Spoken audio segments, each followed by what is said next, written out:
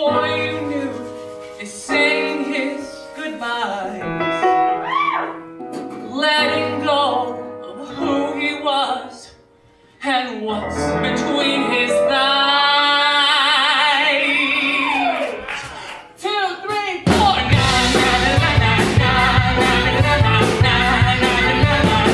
I'm getting all vagina and dressing super fine. A dab in my mascara as the people stare. Tired of feeling like I'm someone incomplete, just pushing my way through men and women on the street who think they see just another chick with a shtick. Yeah, they think they see just another chick with a shtick. But right here, right here, right here, this is me, my dear. Na na na na na na na na na na. You prima donna, I'm putting my show on. I'm cashing in on karma with music, lights, and drama. I memorize the dances and the lines I want to say, which thinking about it now in some ironic way, a literally me. Just another chick with a shtick. Yeah, I guess I'll be just another chick with a shtick. But right here, right here, right here, this is me, my dear. And with you here, I don't give a damn. With you here, I don't give a damn. With you here, I don't give a damn. You can help me be who I am, which is thankfully one damn lucky chick with a shtick. Yeah, thankfully one damn lucky chick with a shtick. 'Cause you're here, you're here, you're here, and this is me, my dear. Na na na na na na na na na na na.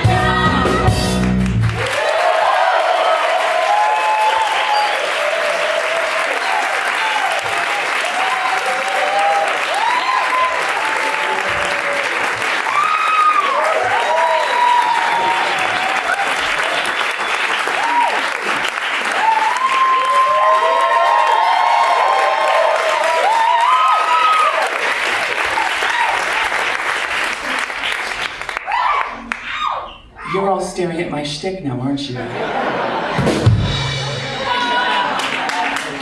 Hello and welcome to my one-woman show. Thank you for being here to kickstart my vagina.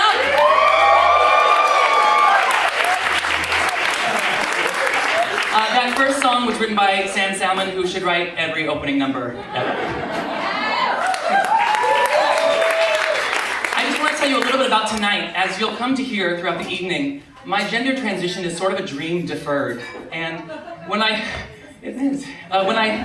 started taking the steps to finally live out this dream, this other long deferred dream kind of came a knocking and was like, what about me? And that was the dream to be doing something like this, to be on stage singing in front of my friends. So, yeah. I figured, like, why realize one dream when for the same price you can realize two? And there's really only one place to begin this story. I want to talk about the first time little Jared Allen Nafak ever wore a dress. Jared Allen Nafak. First time I ever wore a dress. And I have the story all written out and like memorized in a really great, engaging way.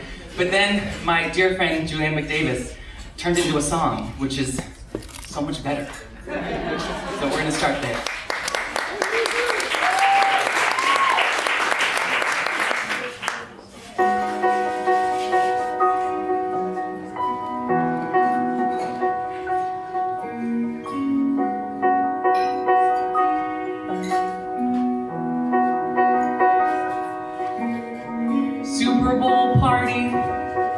suburban LA.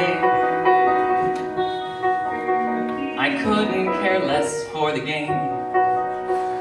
1987, and all I can hear. And my life would never be the same. 'Cause a fairy godmother walked in the door and threw a bag of dresses onto the floor.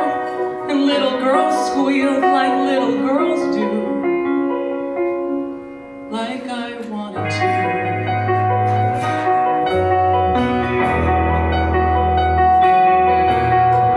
Super Bowl party with me and Dip and Mom. Across the room she looks in my eyes as I watch girls pick up satin and lace.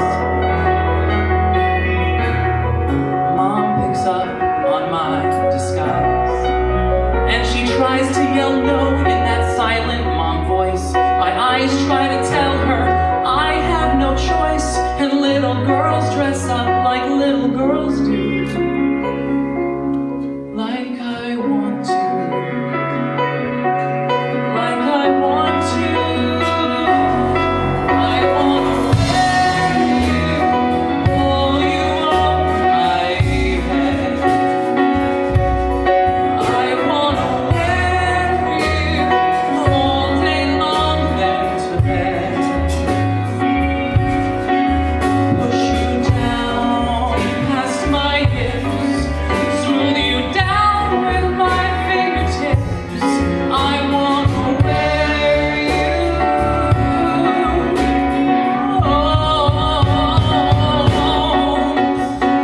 I can't stand it any longer. These are lines I'm ready to cross. I can't hold back my desire as fabric flies in a slow motion toss. And I run and I run and I run to a pile of chiffon. And I dig for a dress to put on. Oh, there you are in a yellow robe. There you are with your ruffles and crinoline comb. I close my eyes and I squeeze them tight. It's you and me. We're gonna make this little boy right. 'Cause I'm gonna wear you, pull you over my head. I'm gonna wear you all day long, then to bed. Push you down past my hips, smooth you down with my fingertips. I'm gonna wear you.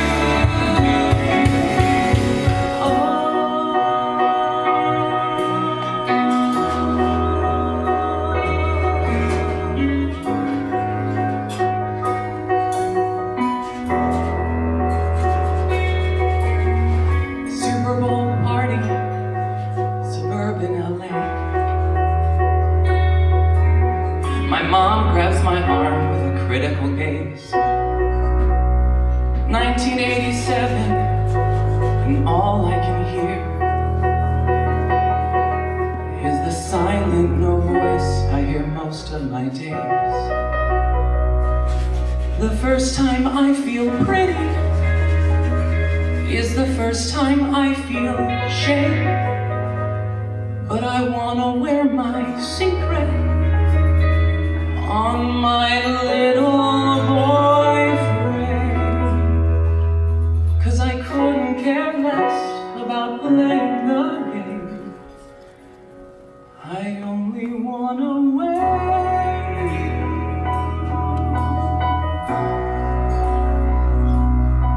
I wanna wear you.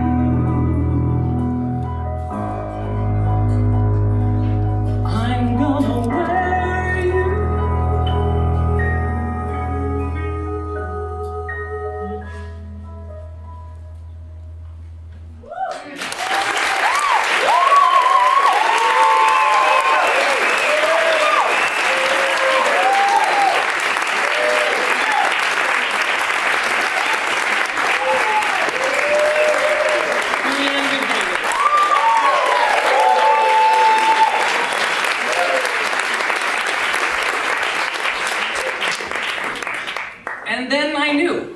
that there was something I had to keep secret. Something that just wouldn't fly. But it wasn't until later that year when my mom brought home a library book from the public library it was an anatomy book, and I really kind of learned what was going on. I was 6 or 7 years old, and I would just lie awake in bed at night, waiting for my vagina to open. No. And then junior high was hell, like anyone's junior high was hell. I was 13, hormonal, and didn't understand why the boys I liked didn't see me as the girl that I knew that I was. So I guessed that meant I was gay, but then the only images of gayness around were these men on TV with purple splotches all over their faces, wasting away, dying of AIDS. And I didn't like my penis, but I knew how to make the most of it. Not with anybody else, but And while most teenage boys my age were probably bringing the Sports Illustrated swimsuit issue or National Geographic into the bathroom, the first book that I ever brought home from the school library, specifically for masturbatory purposes, was a little black book called We Have AIDS. I'm going to read you a description from the school library journal.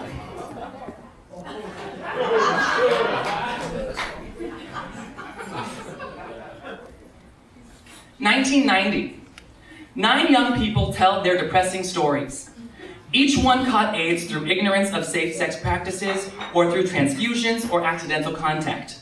Each expects to die, and one, pregnant Maria, expects her baby to die as well. Several have been abandoned by their families and friends. Between each devastating chapter are facts about AIDS. Sounds hot, right?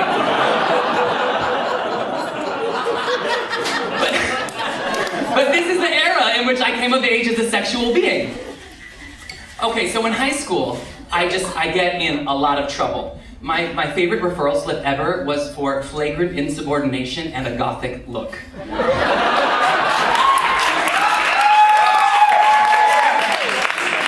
I was at a private Catholic high school, so ultimately I had no leverage. Woo, private school. Alums!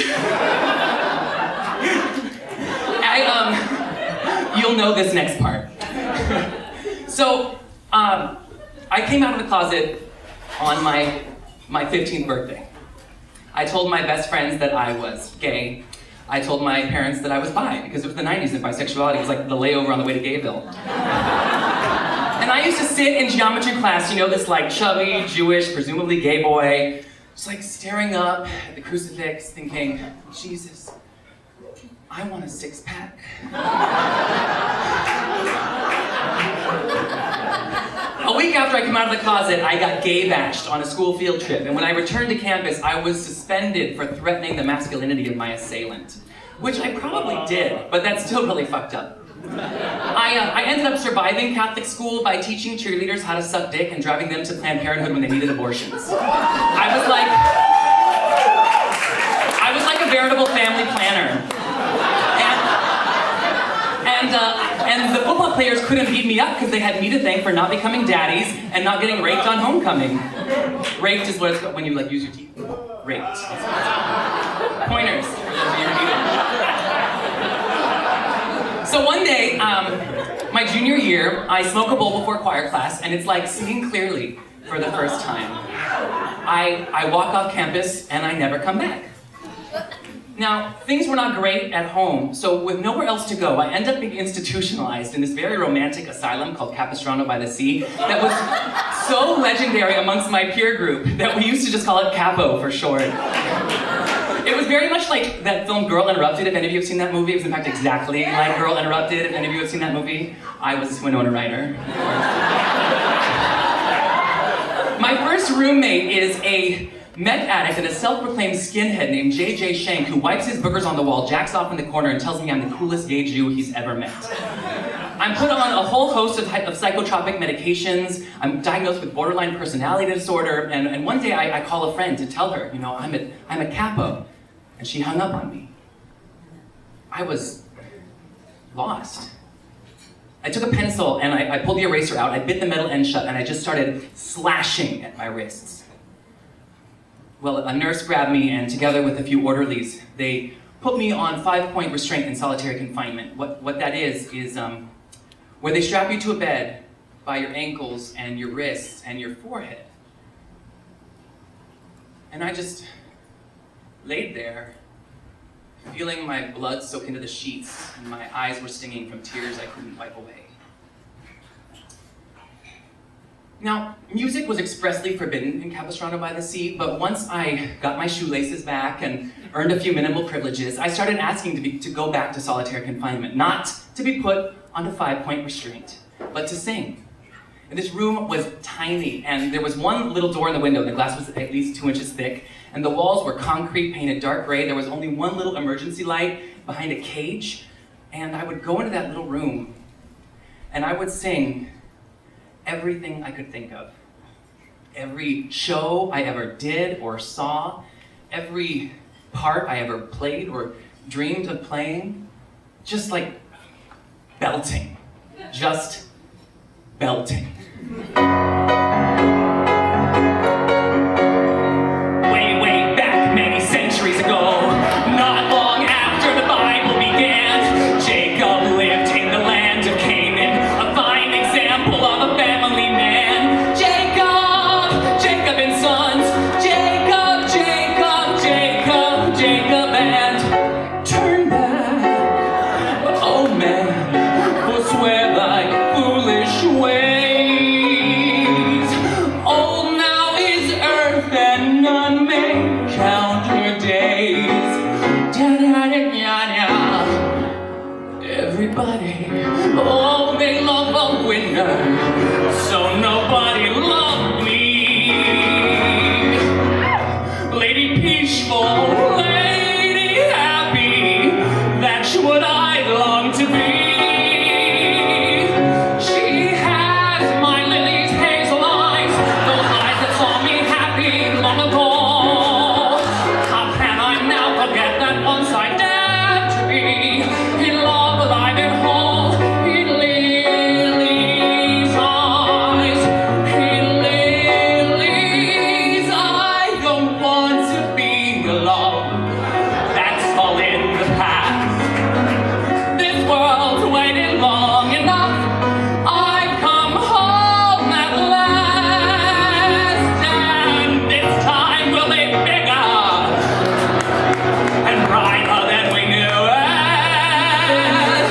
So watch me fly, you all know I can do it, because reason says I should have died 3 years ago.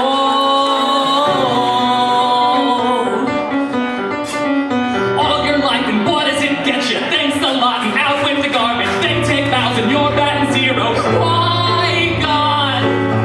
Why this face? Why such beauty in this place? It is time for us all to decide who we are. NYC, tomorrow a penthouse that's way up high. Okay then, I'm ready now. Someone open up your mind, let your fantasies unwind in this darkness that you know you cannot find. We taught the world new ways to breathe.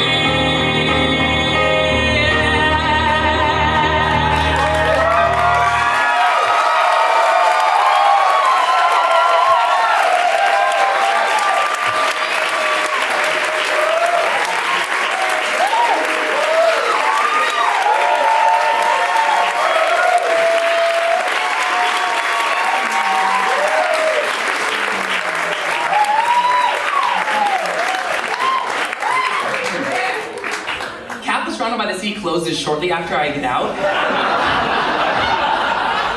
There were nurses having affairs with patients and helping them escape. I don't know, the whole place was really corrupt. I remember this one time when I was trapped in a room and sort of forced to go down on 2 girls with eating disorders, and later I was waiting to be punished for it, and on the television, the breaking news was that Ellen DeGeneres had just come out on her hit TV show, and I remember sitting there, picking pubes out of my teeth, thinking, Congratulations, Ellen. You're so brave.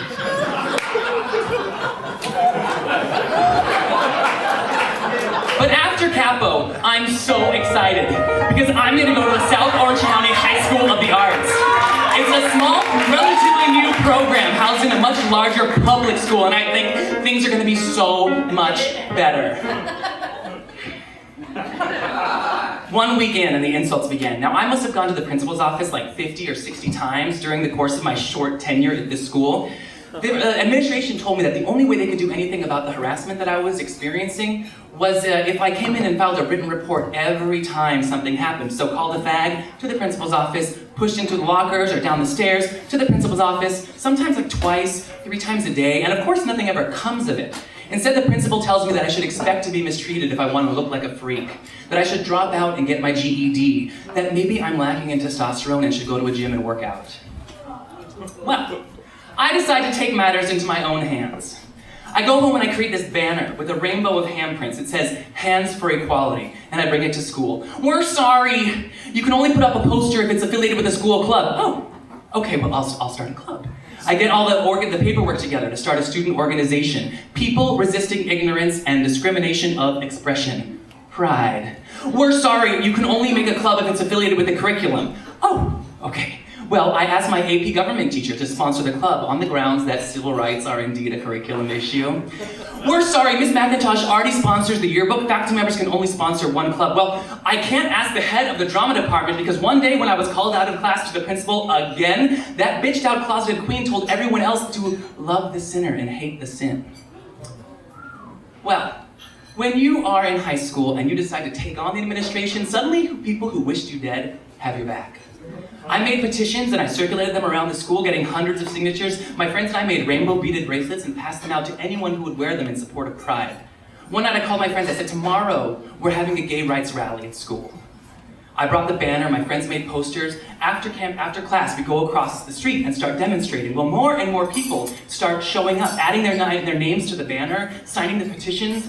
The vice principal comes and tells us we have to break it up, but the district attorney is there and insists that we have a right to demonstrate. The press show up, I don't know how, and the whole place is such a clusterfuck that cars can't get in or out of the parking lot, and there is a bus full of football players on their way to the California State Championships. They can't get out, but when they do, there's all these jock fists pumping through the air with the rainbow beaded bracelets on their wrists, and I didn't teach their girlfriends anything.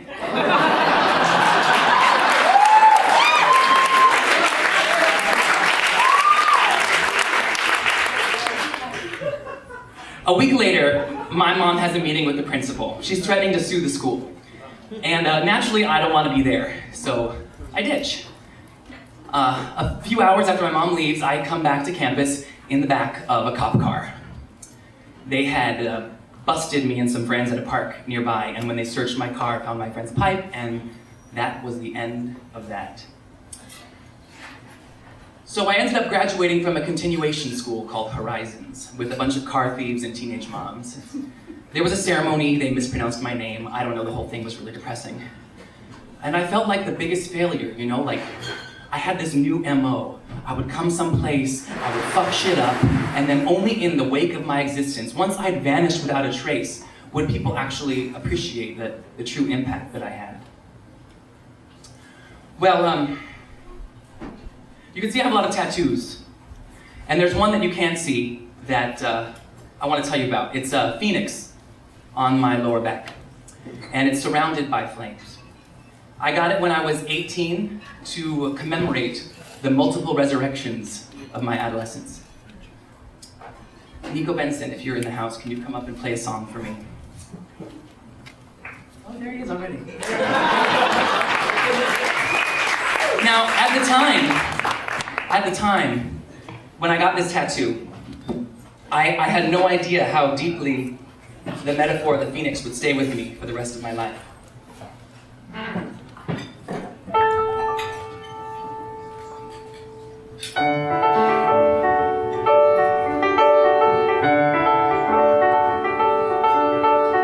Jared was small when she flew to his yard. It was spring, he was 12 or 13. Followed her song, didn't have to look hard. She was like no bird he'd ever seen. So resplendently dressed, Jared knew he was blessed to behold.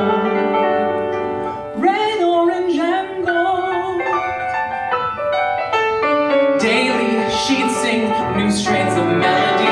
Mornings, evenings, he found her heavenly. Sometimes sleeping, she'd keep it up all night long. And one day, Jared asked her where she learned so many songs. And she said, there is music in me, and it's always been there.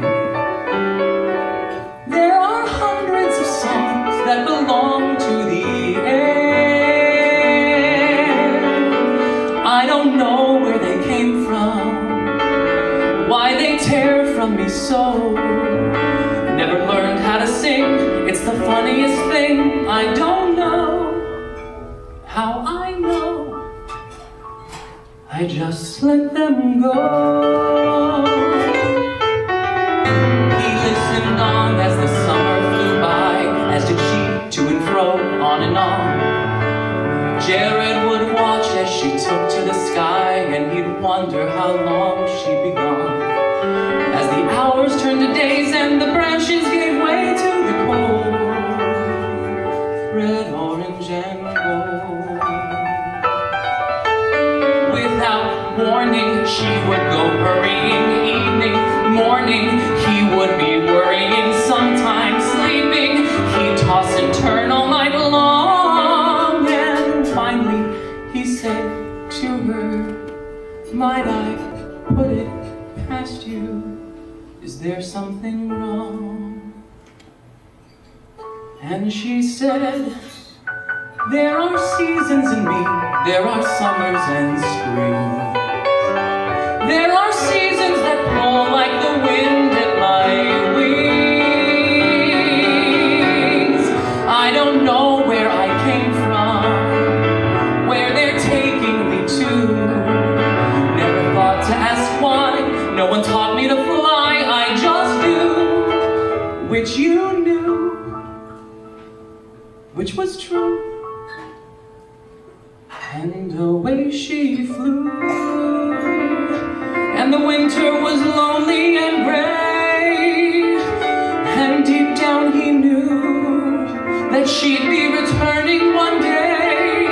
And come that spring, she reappeared. And every spring for 20 years, a boy and his bird, a bird and her boy, the closest friend.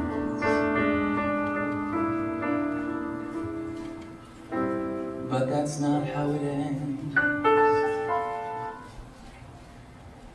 He found a feather that caught on the fence. When it burst into flames, burnt black. He looked at her then, it made all too much sense. How there'd only been one, how she'd come from the sun, how the sun would be taking her back. And he tried to convince her to keep it within her and not let the cinders take hold. He stopped listening whenever she tried to explain. She stopped singing, fighting to smother the flame. She was hurting, every day weaker, and he was hurting, hating to see her in pain. And one night it was snowing. One night she was glowing. He could see it through her. Finally he said to her, there's a fire in you, and I'm so glad you've stayed. But there's a fire in you, and you can't be afraid. I won't say I won't miss you, but it's clear even so, I'm no good with goodbyes, but one look in your eyes, and I know that you know it's time to let go, and the flames start to gather.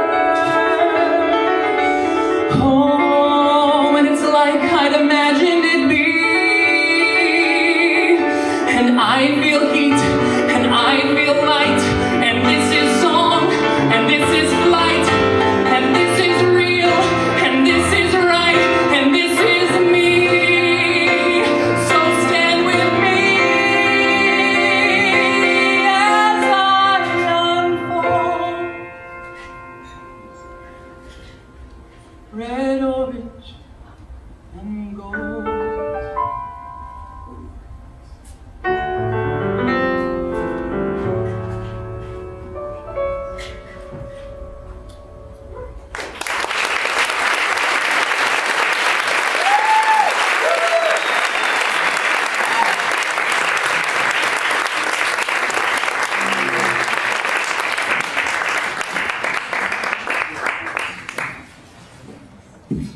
I ended up going to UC Santa Cruz, home of the fighting banana slugs. I developed a pretty legendary presence on campus after my first year when I did this performance piece where I was in dominatrix drag, whipping, someone saw it, dominatrix drag, whipping 8 straight boys in football jerseys and fishnets and jock straps with little AIDS ribbons on the cocks. It was all done to the Korn song Faggot, and there was a key moment in the song when all the boys just dropped to their knees in front of me and I lifted my whip in the air and said, "You'll suck my dick and fucking like it!" It was pretty, like, avant-garde. I'm 18 years old when I first hear the term transgender. I'm at this party with a bunch of older, sporty gay men feeling totally out of place, and I come across this ratted out wig like one is wont to find in a gay hunting lodge, and naturally, I shake it out and I try it on, and from across the room I hear, "Well, there she is, finally! Look at her!" She? Her? Me? I developed this performance persona named Latex Superstar, and I end up visiting gay youth groups and teaching kids in high school and college how to put condoms on bananas with their mouths. I don't know why it's always oral sex that gets them through school, but I refuse to be acknowledged, to be called a drag queen. Instead, I demand to be called a transgender performance artist and safe sex educator. At 19, still the 90s. Actually now, early 2000s.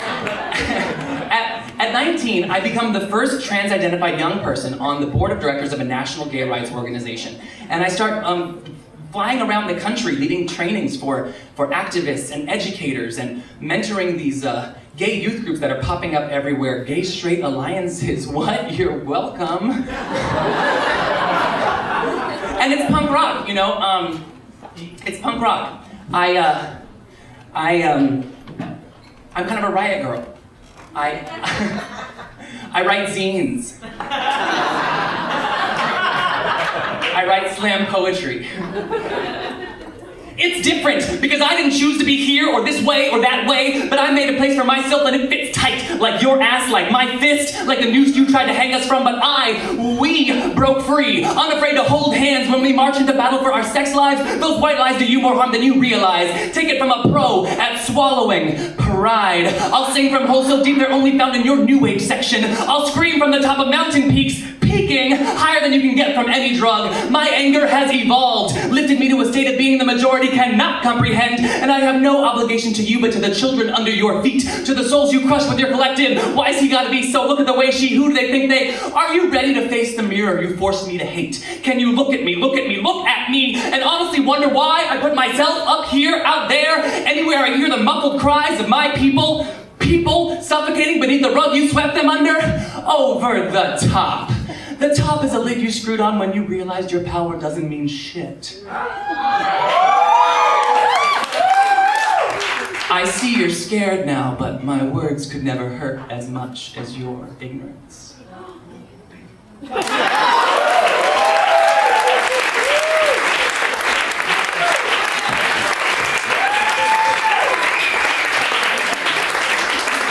I changed my name to Shakina in 2000. I'll keep this, I like that. I changed my name to Shakina in 2001. Shakina comes from the Hebrew word Shakina, which is one of the names of God that refers to the feminine presence of the divine spirit.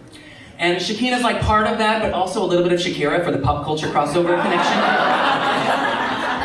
But even with a new name and new pronouns, I'm still too afraid to make any sort of physical transformation. It seems like no matter how much I work on cultivating a feminist and feminine sense of self, I still feel trapped.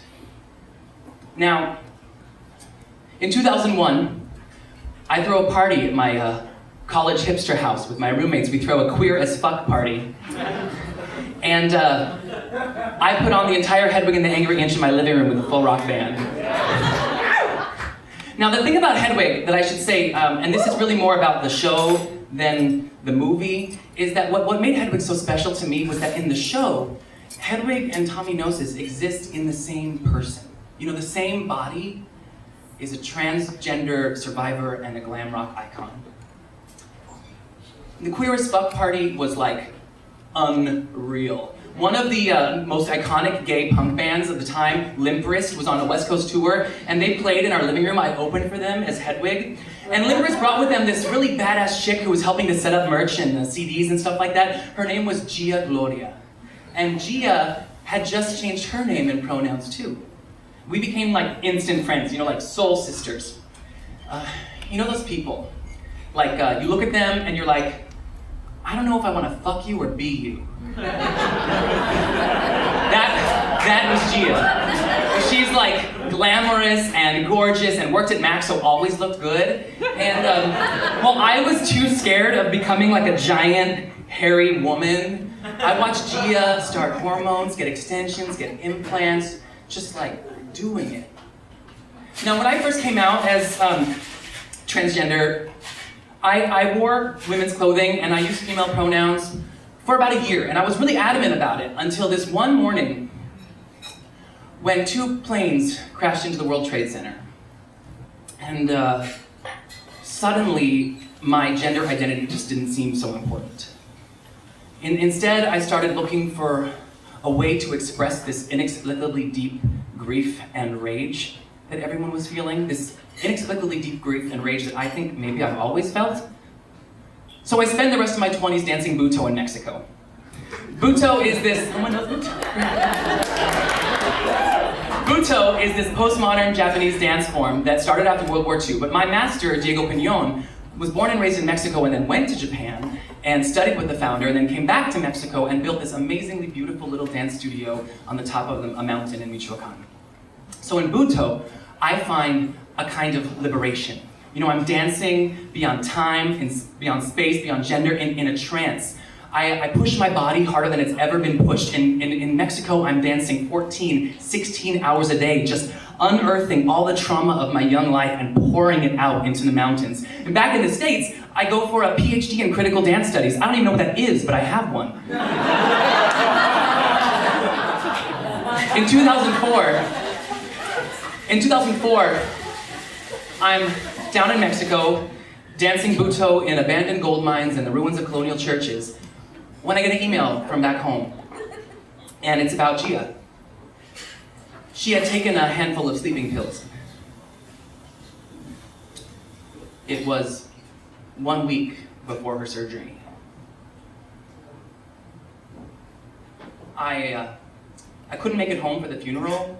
I was stuck in Mexico, and I just thought about the night we first met, queer as fuck, the Hedwig party, how we had both just started out on this crazy exploration. And I thought, you know, if only she could have had this opportunity, if she could have danced instead.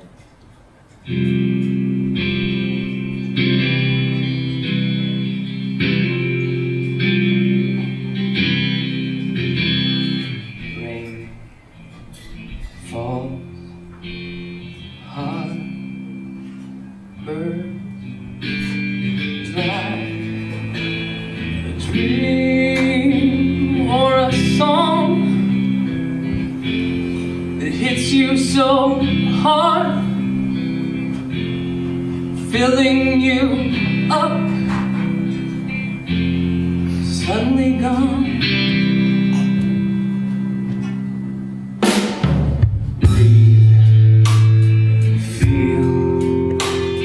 Love, give, we're free. Know in your soul, like your blood knows the way, from your heart to your brain.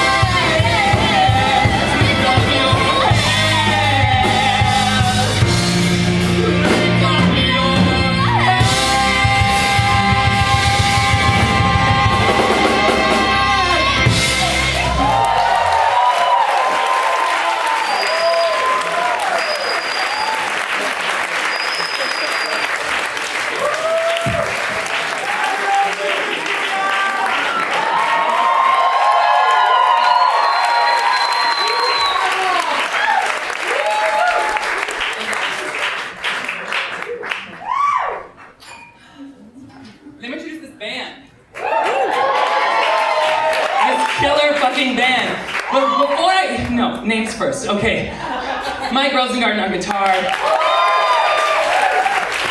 Joseph Wallace on bass. Jeff Roberts drumming like a motherfucker. And the esteemed Jeremy Robin Lyons.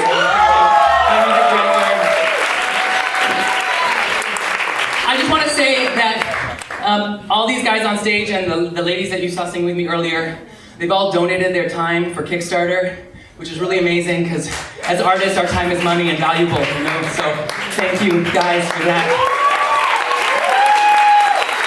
And please, after the show, buy them like 17 drinks.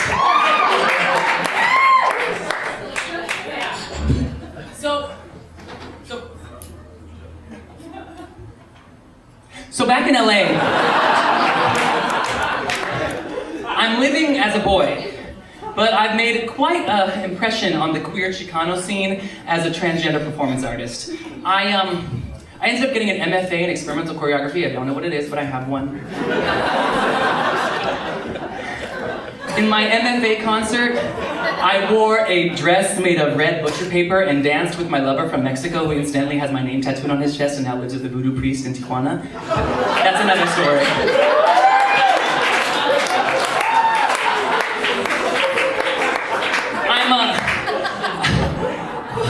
I am living in a basement apartment near downtown LA, and my neighbor is this 6'4", drug-induced paranoid schizophrenic cholo named Marcos, who threw a bottle at me the day I moved in.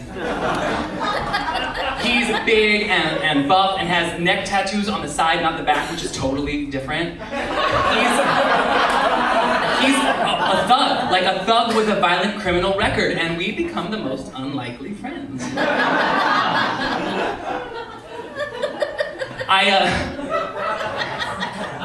I leave my door unlocked, and one night I wake up to Marcos standing beside my bed. Hey, Shaq, can I use your computer? Not right now, Marcos. Can I play your keyboard? Sure, if you use headphones, yeah, fine. Hey, Shaq.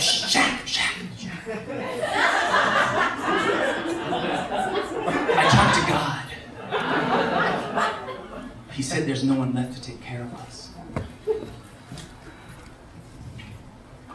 He sat down on the edge of my bed and stayed there all night long. When I woke up, he had curled up at the foot of my bed like a watchdog, and I had never felt so safe or so alone. Now, I had one goal in life, and that was to be sitting on top of a piano singing a song at Joe's Pub.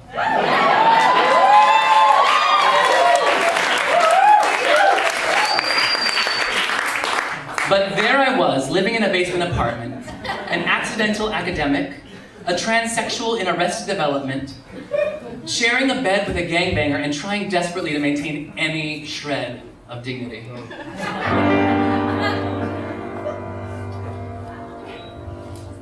I lost myself on a cool, damp night. Gave myself to that misty light. Was hypnotized by a strange light under the lilac tree. I made wine from the lilac tree. Put my heart in its recipe. Makes me see what I want to see. Be what I want to be. When I think more than I ought to think, do things I never should do. I drink much more than I ought to drink, because it brings me back home.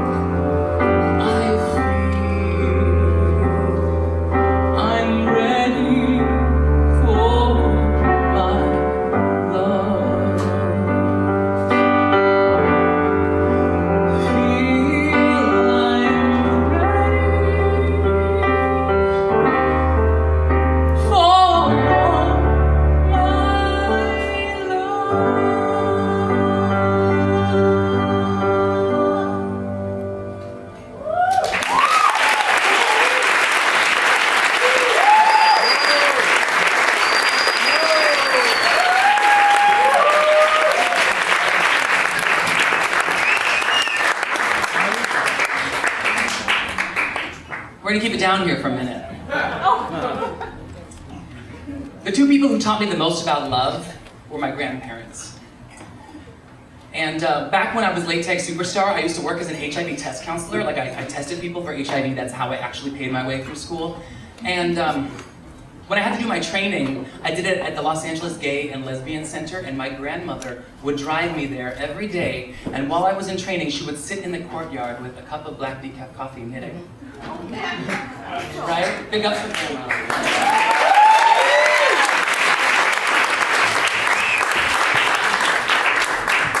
My grandfather grew up in an orphanage in East LA and ended up becoming a lawyer who wrote laws to protect the working people.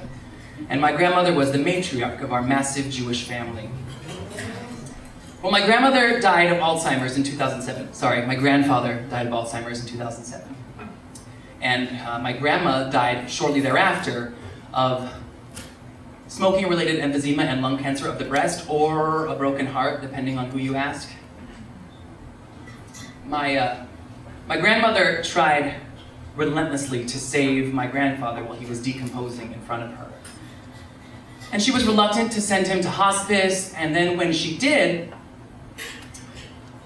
my whole family said, you can't spend every waking hour with him. You know, you have to let the nurses do their job. You have to go home and get some rest. This is gonna kill you. But I said to my grandmother,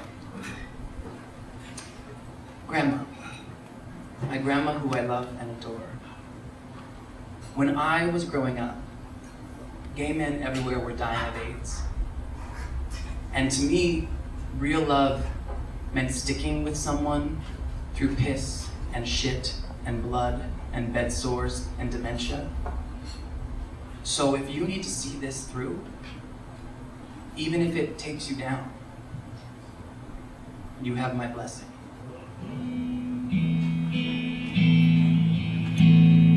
I always make it a practice to be as honest as I can with the ones I love.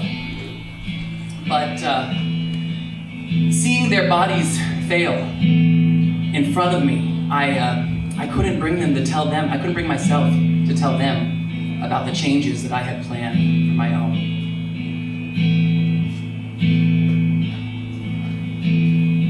Green plastic watering can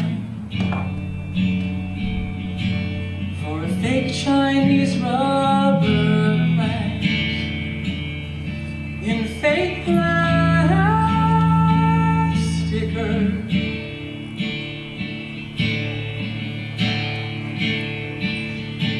That she bought from a rubber man in a town full of rubber plants to get rid of itself.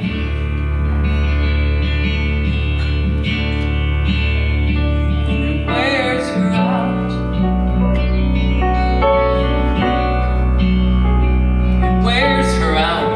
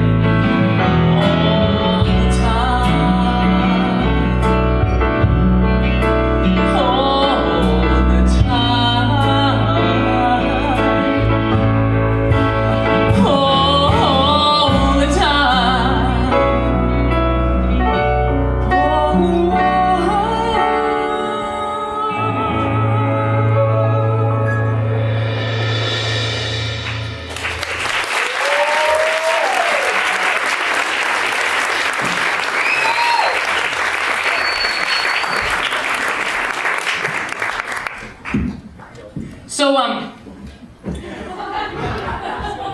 when American Idiot was in workshop at Berkeley Rep, or in rehearsal at Berkeley Rep anyway, I wrote to the director, Michael Mayer, on Facebook, and I said, hey, can we meet to talk about the rock opera genre? And he said yes, and we did, and it was lovely. And a year later, he invited me to observe on the workshop of his next Broadway-bound production. So for those of you who know the original On a Clear Day You Can See Forever, the story follows Daisy, a young woman whose hypnotist falls in love with one of her past lives. Well, in Michael Mayer's production, Daisy is Davy, a 29-year-old gay man with the spirit of a dead jazz singer from the 1940s named Melinda Wells living inside of him. Now, at 29, I clearly identified with the story. So I arrived to New York in the summer of 2010, the summer of the sundress. You know, those ethnically ambiguous kind like the hot girls in Central Park wear with chunky bracelets. And I'm there for my first job. I wear sundresses to $1 Million Quartet, to West Side Story, to Hair, to American Idiot, to Next to Normal. Next to Normal fucks my shit up.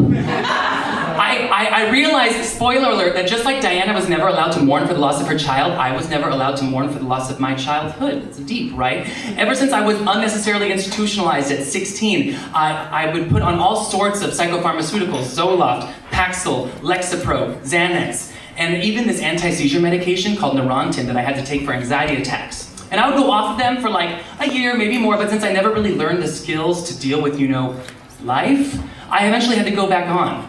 I remember this one time, after what in the business is called a medication holiday, I came home with a new bottle of Neurontin, and I actually sang to it. These are my friends.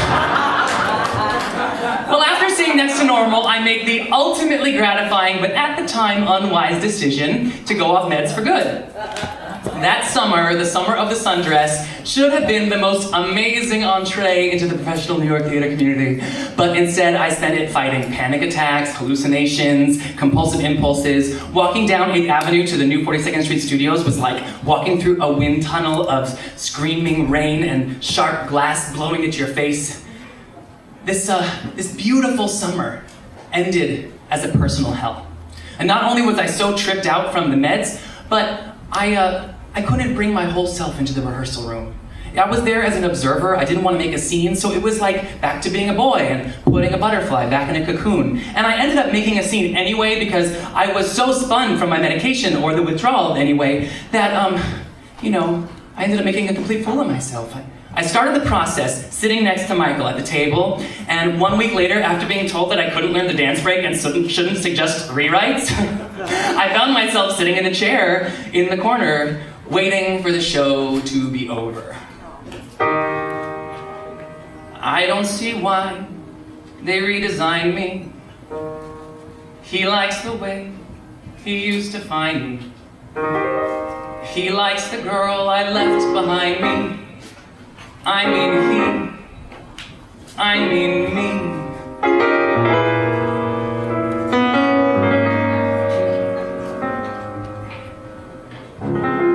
What did I have that I don't have? What did he like that I lost track of? What did I do that I don't do the way I did before?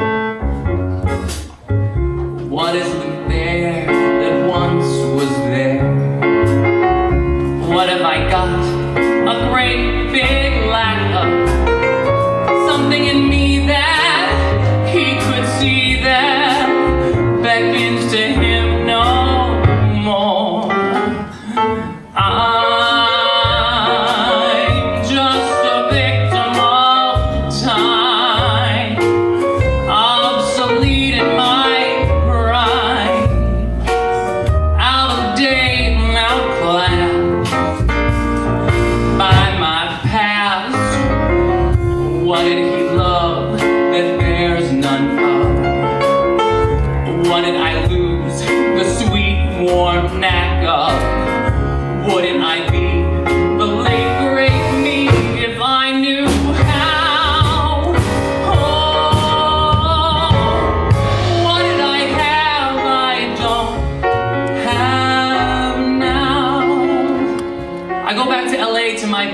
apartment, quite sure I ruined my chances of ever working in New York City again. But Michael must have seen something in me beyond the crazy, because when I wrote to him asking to nominate me for the Drama League Directors Project, he said, yes! What did I have that I don't have? What do I need a big supply of? What was the trick I did particularly well before? Faster! What did he see that's gone in me? What did I use that now I'm shy of? Why is the sequel never the equal? Why is there no encore? Pick it up! Where can I go to repair all the wear and the tear? Till I once again cheat the previous me. What did he like that I'm not like? Where is the charm that I run dry of? What would I give if my old know-how still knew how?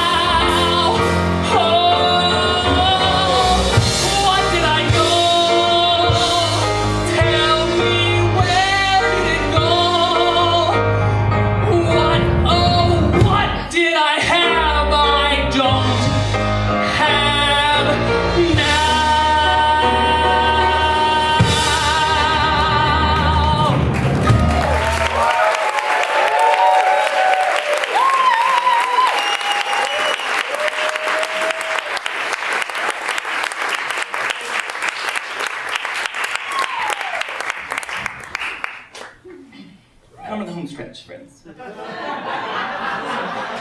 Thank you for sticking with me this long.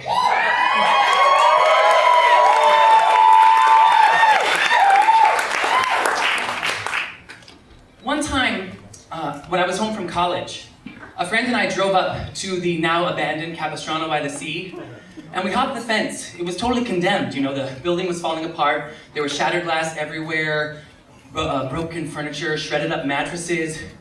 We snuck inside, and then I walked to the back, and I slipped into the solitary confinement room, and I shut the door behind me.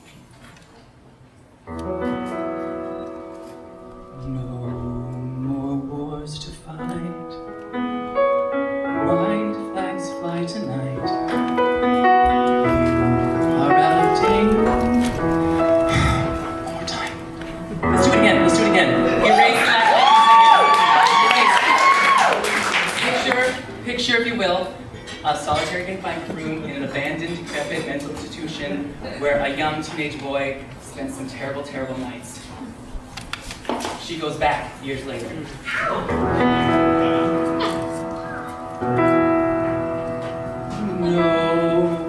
No wars to fight. White flags fly tonight. You are out of danger now. Battlefield is still, wild poppies on the hill. Peace can only come when you surrender. It was the only thing I could think to sing. It probably sounded better then. It's fine. When I got back to the car, my friend turned to me and she said, "You sounded really beautiful singing in there." So all those times that I had locked myself in this room and sang as if my life depended on it. But I guess when music is forbidden, you know, and everyone's lost in darkness, the lonely, desperate show tunes of a sad, queer teenager are a real comfort.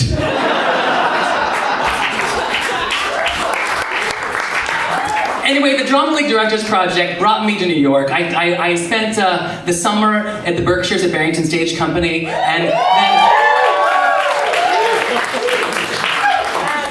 then moved to New York City, Labor Day weekend 2011. Not very long ago. I was still too scared to come out as trans my first year in New York. I just felt like people wouldn't take me seriously if I came into the rehearsal room in a dress. And, but if you would ask me about it, or if we got in a conversation, I would have told you, yeah, I identify as trans. It's just that I'm more interested in finding a spiritual mode of expression for my trans identity. See, to me, trans doesn't mean to go between from one to the other. I think of trans like transcendent, to go beyond.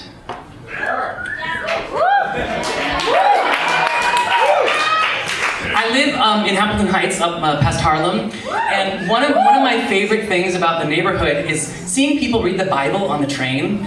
It's just so fucking devout. And I love that. And I think I want to be one of those people. So I went out and I bought a Bible and I started reading it, just the New Testament, on the train. And I came across this section, Matthew 19, verses 11 and 12. I'm going to quote the Bible on stage at Just Pub.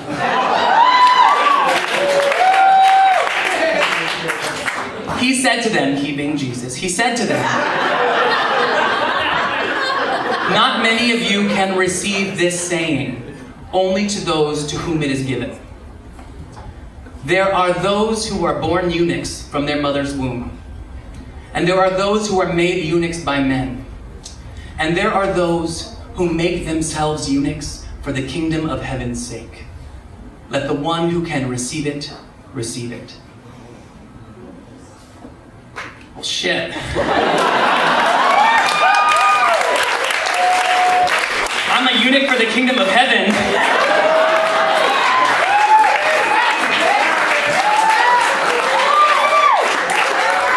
I got baptized in the summer of 2012 up in the Berkshires, and then I moved back here again in the fall of 2012, started my transition. I've been, 12 sessions of laser hair removal on my face, 35 hours of electrolysis on my chest, 10 months of testosterone blockers, 8 months of estrogen, 25 pounds lighter, $10,000 broker, and here I am, a work in progress.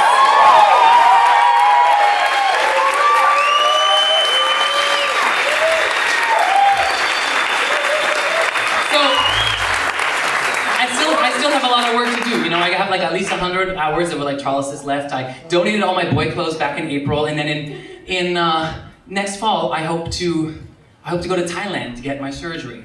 That's what this whole Kickstarter thing is about. So, more about that later. People freak out when I tell them I want to go to Thailand, but I found this doctor there who has pioneered a totally revolutionary way to do the surgery. And when I first came out as trans, back in like 2001, 2, I did research and it freaked me out. All these medical websites were so clinical. So this time around, I tried a little different angle and I researched transsexual porn stars.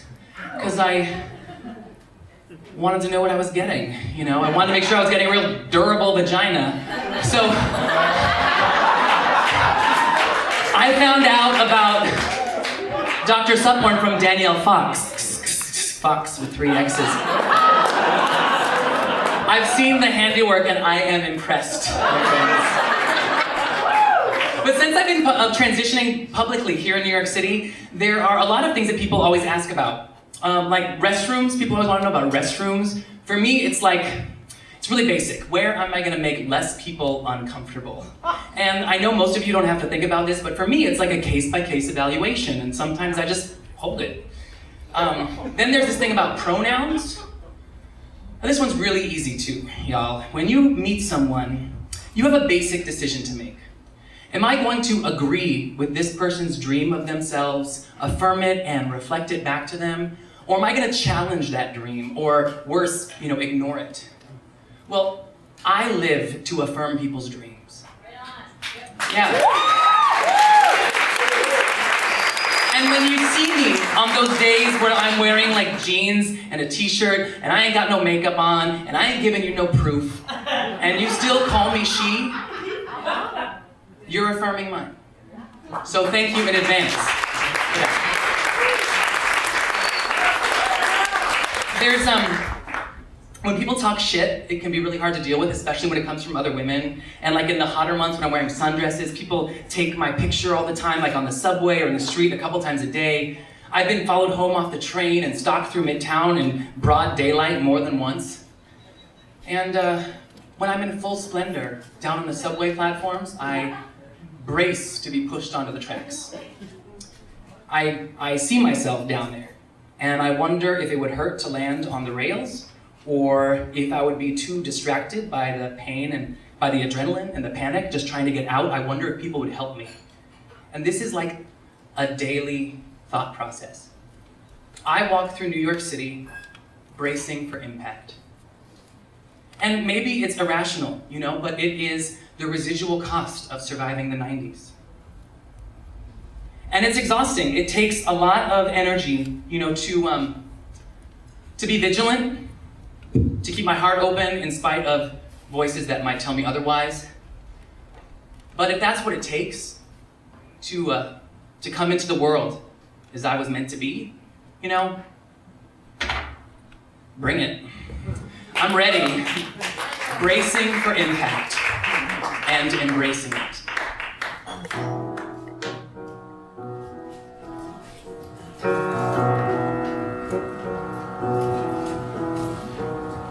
I'm high above the city. I'm standing on a ledge. The view from here is pretty, and I step off the edge. Now I'm falling, baby, through the sky. I'm falling, baby, through the sky. It's my calling, baby, don't you cry, don't you cry. I'm falling down through the sky toward the street where I'm from. Oh, Broadway, here I come. Broadway, here I come. The pressure, it increases the closer that I get. I could almost go to pieces, but I'm not quite there yet. See, I've been braving crazy weather, drowning out my cries. I pull myself together. I'm focused on the prize. I'm falling, baby, through the sky, through the sky. I'm falling, baby, through the sky. It's my calling, baby, don't you cry, don't you cry. I'm falling down through the sky. It's a tune you can hum. Oh, Broadway, here I come.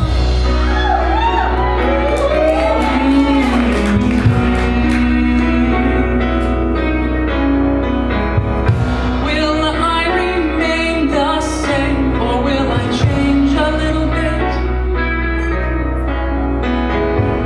Will I be broken or totally complete? Will I retain my name when I'm the biggest hugest hit? Or will I blend in with the rest of the street?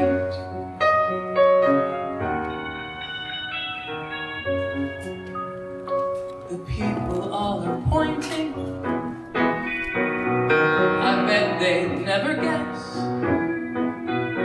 that the saint that they're anointing is frightened of the mess. But even though I fear it, I'm playing all my cards. Baby, you are gonna hear it when I give them my regard. I'm falling, baby, through the sky, through the sky. I'm falling, baby, through the sky. It's my calling, baby, don't you cry, don't you cry. I'm falling down through the sky, and I refuse to go numb.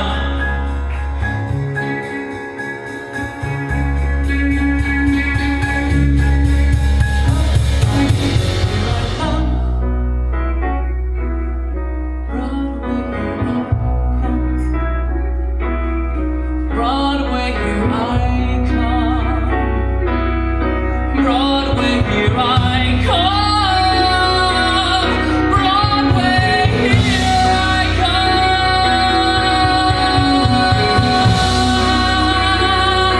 And the last thing I hear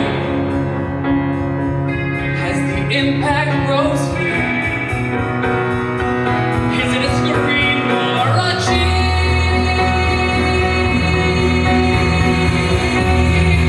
Well, never mind, I'll never find out the front.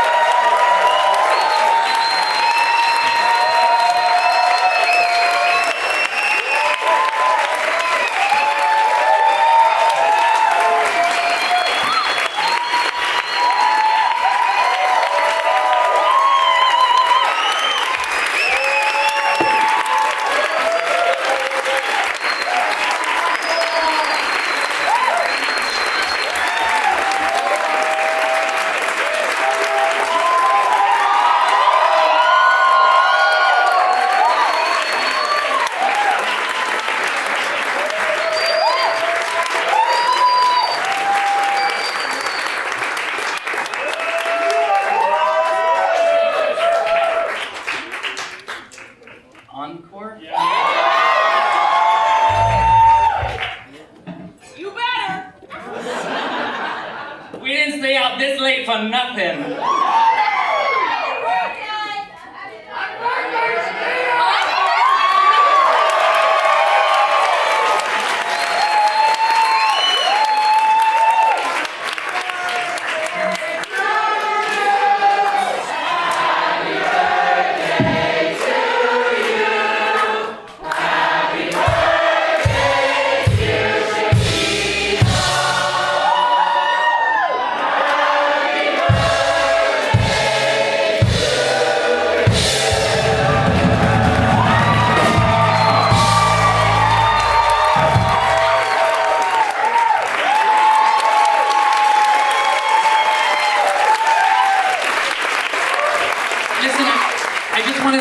We'll do this short encore, but I just want to say a few words first, so then when it's done, it can just be done.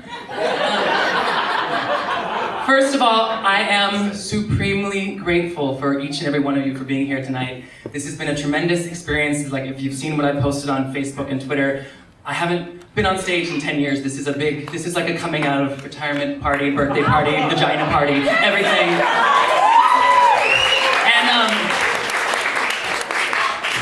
And 70% of your ticket goes to my vagina, so that's great.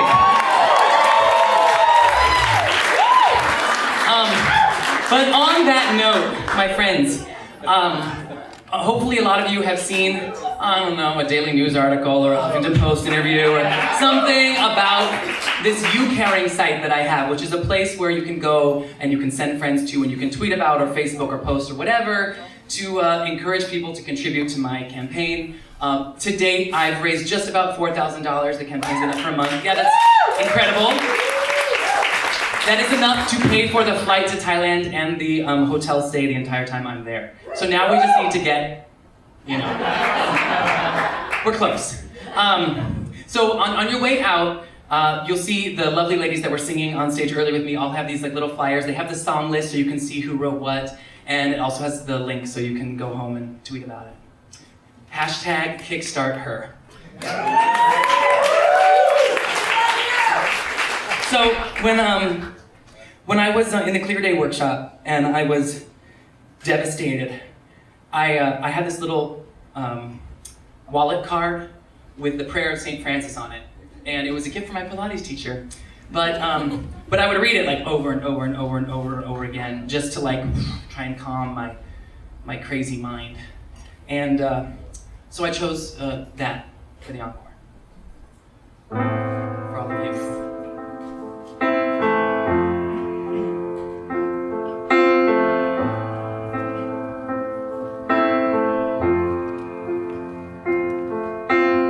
Lord, make me an instrument of your peace. Where there is hatred, let me sow love. Where there is injury, pardon.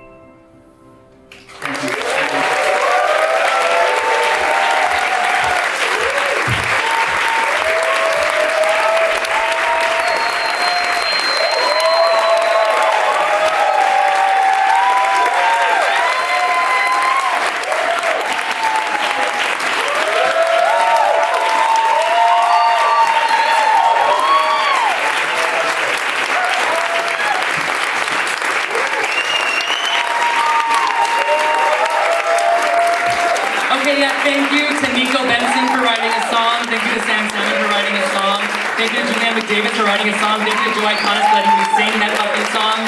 Thank you to this band again. Thank you to William Finn for mentoring me through so many crazy things. And thank you to Michael Mayer for everything. Thank you, Joe's Pub. I love you guys. I'll be back. Thank you, everybody. Let's kickstart my vagina!